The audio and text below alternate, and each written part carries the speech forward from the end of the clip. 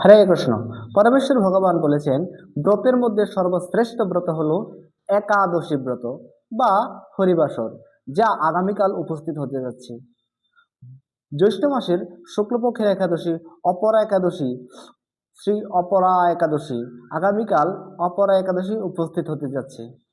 শাস্ত্রে বলা হয়েছে, এই অপরা একাদশী হলো পাপরূপ বৃক্ষের কুঠার স্বরূপ এবং পাপরূপ কাষ্ঠের দাবাগ্নি স্বরূপ, এবং এই অপরা একাদশী হলো পাপরূপ অন্ধকারের সূর্য স্বরূপ। এই একাদশী ব্রত পালনের এই অপরা একাদশী ব্রত পালনের ফলে আমরা ব্রহ্মবধ, গোবধ, ভ্রূণবধ এবং পরনিন্দা, পরচর্চা ইত্যাদির ফলে যে পাপ উৎপন্ন হয়, সেই পাপ থেকে অনায়াসেই উদ্ধার লাভ করতে পারবো।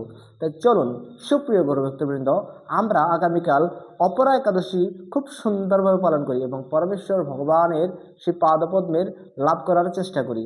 আপনারা নিজেরা একাদশী ব্রত পালন করুন এবং অন্যকে একাদশী ব্রত পালন করার জন্য উৎসাহিত করুন।